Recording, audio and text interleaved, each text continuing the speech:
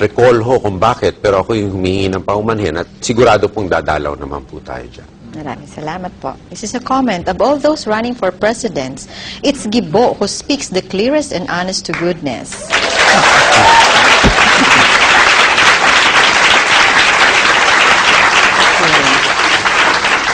Masyado yata excited yung audience natin, and I continue. If I could have an opportunity within my humble capacity, I am willing to offer my help to him. Oh. Wala siyang pangalan. Speaking about Zamboanga del Norte, a lot of the reforms that we tried to introduce to the armed forces could not have happened were it not for the active participation and cooperation of a son of Zamboanga del Norte. Comes from the town of Sindangan, and his name was General and now Ambassador Alexander Llano. Yes.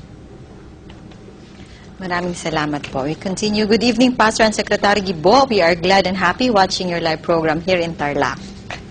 Yan, nakikinig sila sa Tarlac. We continue. Ito po. From Ben Domingo of Sultan Kudarat, good evening, sir, to Pastor Apollo. Sir, what can you say about the numerous boxes of assorted ammunition marked DND raided by the military authorities believed to be owned by the Ampatuans? Yeah. All the ammunition produced by the government is produced by the DND, and the government arsenal. As a matter of fact, I learned it was about 10% of the cache raided from the Ampatuans. 90% came from private sources. I've been asking the armed forces because we have a way of determining who was the supply officer who had the last charge of the bullets. DND's participation in the bullets is to make it. After making the bullets, it is immediately transferred to the Deputy Chief of Staff for Logistics, the J4 of the armed forces. And because we only produce 50% of the requirements of the armed forces. We cannot fully supply the armed forces, much less the Philippine National Police, which is our mandate, because we lack the lines to produce ammunition. So only 50% of the requirements are produced by us. So lahat po ng production na yan, dinadala sa Deputy Chief of Staff for Logistics, and then down the line sa mga supply officers. May mga lot number ho yan. At malalaman dapat, madali lang pong malaman, kung sino ang last officer na may in charge niyan. At yung accountable officer na yan, dapat mag-account. Sa term ko, never ako nagkaroon ng experience na mag-supply ng bala kahit kanino man. Kahit sa DND Security Group ho, hindi po galing sa DND yung kanilang kagamitan, galing po sa armed forces lahat po yun. Due to the recession. As a presidential candidate for this year's polls, does your plan for the progress of the Philippines extend to our kababayans abroad, not only here in the USA, but also in other countries as well? May we know what these plans are? Well, of course, those plans are to re-engineer your society, re-engineer your governmental processes, re-engineer your communities to make them attractive investment destinations for those who will invest domestically and those who are from other countries who want to invest. And naturally, this opens up opportunities for Filipinos, whether here or abroad. Those abroad who are skilled in certain things that the country needs certainly can also avail of the opportunity to come here and help rebuild their country. We need their expertise, we need their experiences, and perhaps also those people abroad who want to lend a hand in governance, in rebuilding communities, or from a government standpoint. They have experience of community development and grassroots community governance in other countries, which is very effective. Because in the future, Pastor, and the rest of our countrymen, we cannot have a strong state if we still find the national government involved in delivering basic services to their people. No, it should be the local governments that really have primary charge of basic services. And strong local government units are the way forward for sustainable development and progress. That is the key, capacitate our local governments. In developed countries, the notion of a strong local government, except perhaps for a city-state like Singapore, is present. And our Filipinos abroad can bring that expertise with local governance to us how to capacitate ourselves. And as a president, we can reward, and not by punishing once again.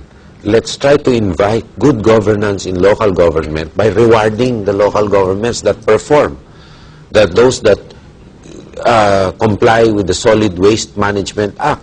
No open dump sites, sanitary landfills, materials recovery facilities. Let's reward them.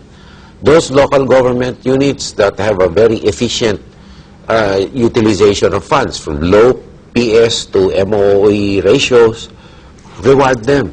Those that have investor-friendly policies and business-friendly policies, let's reward them. Those at the forefront of peace and order, let's also reward them by incentives so that they perform. There's competition in the Philippines between and amongst local government units. So the policies here are not only for Filipinos here, but those who want to come back and try to help rebuild their country. They're always welcome, because migration from the Philippines is a problem. And we want to stem that tide too. Yes, that's good. Thank you so much. Okay, Secretary, thank you so much. Here's another text. Good evening po, Pastor. I just want to ask your honorable guest about agrarian reform. What are his future plans about it? From Susie Carpio of Department of Agrarian Reform, Bulacan. I just answered Susie, that the agrarian reform program, a sustainable agrarian reform program, is vital, particularly to those who have already been beneficiaries and find themselves in a little bit of difficulty right now. But what I'd like to see is greater synergy between agrarian reform and food security, namely between the Department of Agrarian Reform and the Department of Agriculture. There must be a one-to-one correlation on the functions also, because the end of agrarian reform, aside from the amelioration of the condition of farmer, is food security in the same way as the Department of Agriculture. So under me, you'll see a lot of synergy between both departments. And both departments must be rowing the same canoe and walking on the same path. Of course, in terms of land, because the Department of Agriculture is also involved with Bureau of Fisheries and Aquatic Resources. It's not merely a land. Thank you so much, Secretary. We continue on. As I listen to Secretary GIBO Teodoro now, my heart and mind are all set to vote him. I wish him good luck. God bless you, sir. Salve of Saudi Arabia. Thank you. Thank you po. And this is from Martha of Istanbul, Turkey. Good evening, Pastor. Ask ko lang po, bakit green ang campaign color ni Secretary GIBO? Well, ang kulay green ay maraming simbolismo. Ito'y simbolismo ng katabaan ng mga pananim. Pag green, ibig sabihin fertile yan. Pangalawa, international color of peace yan. Kaya, opo, green po. At saka blue din po. Pero ang green is, it's also the Muslims. Kaya po ang flag ay green. Peace din po yan. Pangatlo, it's the color of the environment. It's the color of young. When you start young, it's green, and then it, turns some other color. Turns some other color.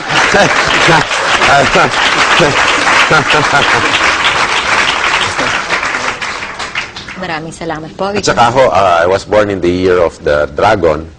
64. Oh, 64, and the green dragon is supposed to be. Iba pula yung dragon? Yung jade, di ba? Jade. Jade, green. Jade dragon. Jade dragon. Kala ko yung green has something to do with your A Million Trees program. Well, I mean, it's an environmental program. There's also an environmental element to it, because the environment now.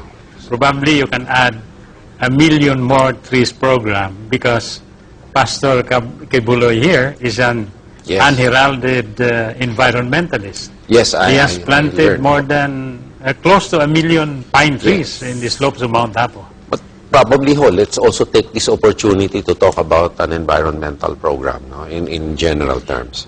There are two things that we need to do. One is adaptation, the other is mitigation, in that order. Adaptation, because we are not climate makers. We only we only put out about 0.6% of the world's harmful greenhouse gases. yet we are one of the biggest victims of climate change. No? So adaptation is at the top of the agenda, meaning to say we accept the fact that climate change has occurred in the country. We are beset with more unpredictable natural calamities. We're also faced with habitable areas becoming smaller, water levels rising, particularly in Palawan. You can see that very visibly with some of the islets before. Metro Manila itself, water level is rising. So you have to adapt your communities to that. A particular example would be in Candaba, in Pampanga, where they have adapted to the flood cycle. Whether it floods or not, they are productive.